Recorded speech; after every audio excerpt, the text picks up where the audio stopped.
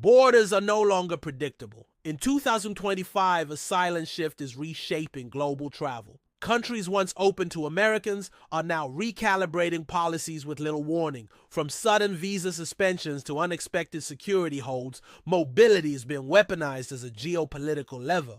What looks like routine immigration control is, in reality, a controlled experiment in power projection. Subscribe, drop a like, and tell me in the comments what you are seeing on the ground so you stay a step ahead. Global mobility is facing compression. States are closing ranks, tightening borders, not only in response to terrorism or pandemics, but also as preemptive shields against perceived instability. This shift is not cyclical. It reflects structural recalibration of sovereignty in a multipolar system. Travel freedom, once linked to economic trust and diplomatic ties, is now indexed against political alignment and digital footprint. The closure is quiet, not announced with fanfare, but embedded in bureaucratic changes. Timelines for entry permissions extend, additional documents are suddenly required, and consular interviews multiply. What was once free movement is now subject to layers of conditional trust. For American travelers, the privilege of automatic access is eroding, replaced by scrutiny once reserved for higher risk profiles. This trend is reinforced by geopolitical signaling. Countries use mobility controls as diplomatic language, punishing or rewarding populations indirectly. Entry denials tighten transit corridors, and sudden revocations send messages without formal statements. A denied traveler becomes a data point in an unspoken negotiation. Mobility is becoming a measure of geopolitical posture. Economic drivers compound the restrictions. Strained budgets and security infrastructure push states to favor selective inbound flows, prioritizing high-value travelers or those aligned with bilateral trade agreements. Tourism is still welcome, but not unconditionally. Visas and permits now operate as filters, extracting more revenue and control. Americans, once exempt from such leverage, are now part of this recalibration. As these pressures mount, the result is a new geography of mobility. Corridors open and close with little notice, risk assessment is constant, and national identity has become a variable that can instantly redefine one's access to movement. Passports and visas form the front line of this transformation. Silent collapses of long-standing exemptions are spreading. Visa-free regimes, once stable, are being dismantled through administrative overhauls. Digital ETAs, marketed as convenience tools, are now embedded with expanded vetting algorithms. Every submission feeds into risk databases, cross-referenced with law enforcement and financial systems. The erosion of predictability is key. Agreements that stood for decades are revoked overnight, leaving travelers stranded or forced into complex, high-cost processes. Americans, historically shielded by global privilege,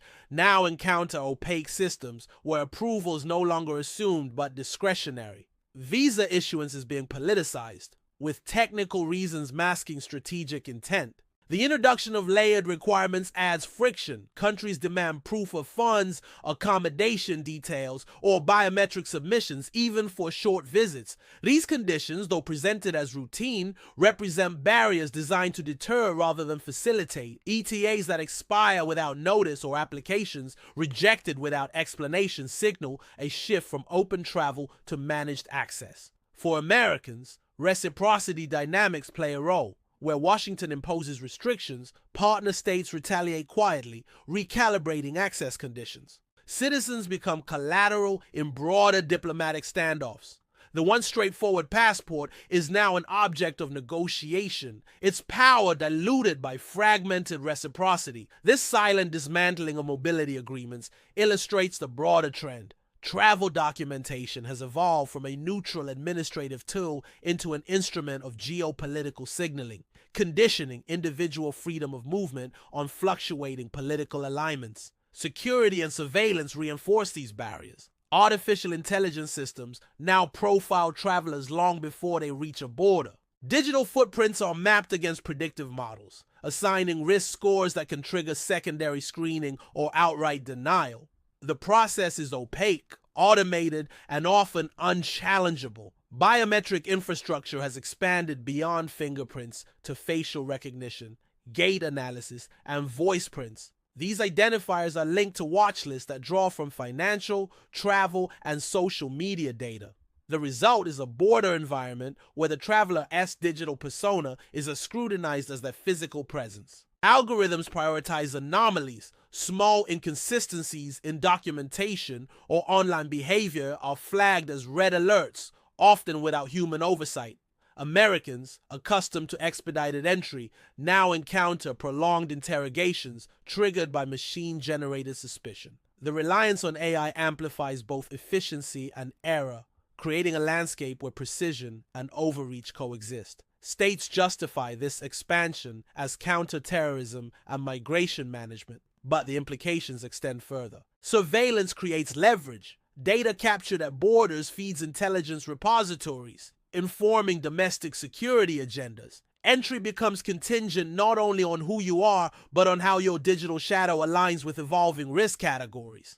This technological overlay transforms borders into data checkpoints. Mobility is no longer assessed solely by documentation, but by predictive analytics that evaluate intent, reliability, and political risk. The traveler is now a dataset first, an individual second. Perceptions of travelers differ by nationality, shaping outcomes in ways that are subtle but decisive. Americans face a recalibrated image abroad. Once viewed as high spending and low risk, they are now perceived as politically volatile, burdened by global polarization and domestic unrest. This perception translates into heightened caution at checkpoints. Regional contrasts amplify these dynamics. In parts of Europe, American travelers are encountering delays, stricter questioning, and reduced trust in visa-free access. In Asia, treatment varies. Some states continue to welcome American visitors for economic reasons, while others impose subtle friction to signal disapproval of Washington's policies. The same passport yields divergent outcomes depending on geography. Latin America provides a different contrast. Historical asymmetries of power drive mixed approaches. While tourism dollars are welcome, rising skepticism toward U.S. influence prompts tighter controls in some jurisdictions.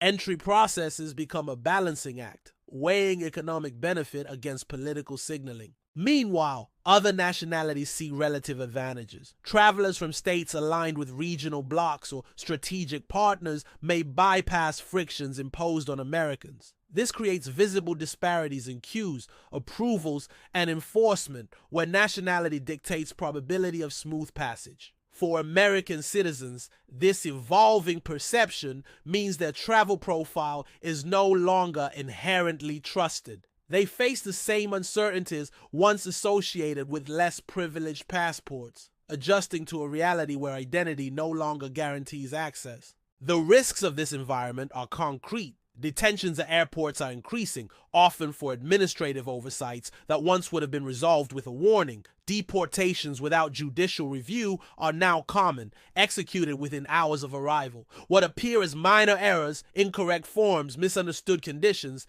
can have fatal consequences for travel plans.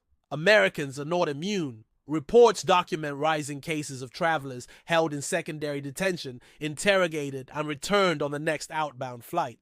Appeals are rare. The process is designed for speed and deterrence rather than fairness. The message is clear. Borders are zero-tolerance environments. Financial and reputational costs follow. A deportation record undermines future visa approvals, creating a long-term barrier that extends beyond the initial incident. For business travelers, this can translate into lost contracts and weakened credibility.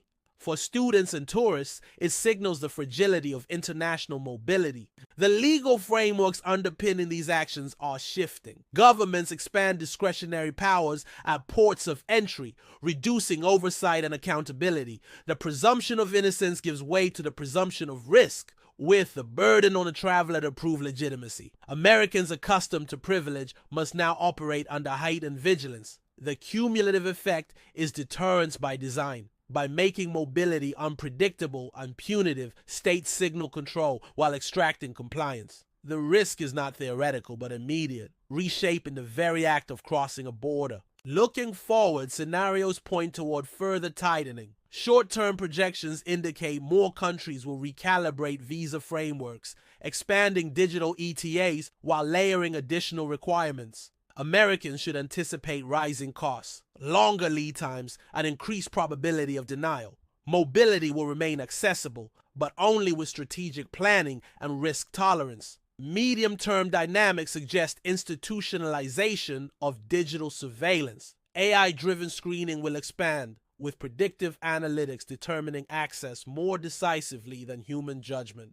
This will create efficiencies, but also entrench systemic biases, amplifying risks of arbitrary denials for entire demographic groups.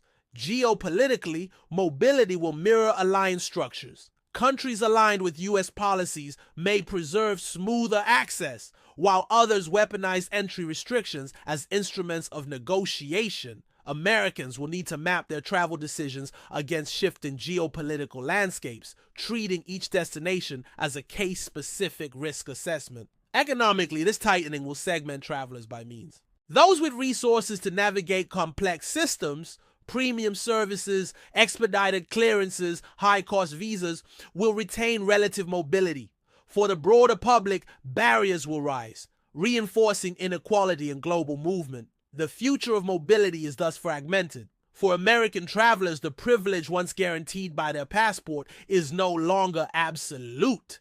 Adaptation requires awareness, preparation, and recognition that the landscape of global travel is now a contested domain. The era of automatic access for American travelers is over. Borders are no longer neutral checkpoints but geopolitical filters, reshaped by surveillance, reciprocity, and strategic intent. The risks are real, the changes are accelerating, and complacency is no longer an option. Stay informed, stay ahead, subscribe now, and join the conversation below.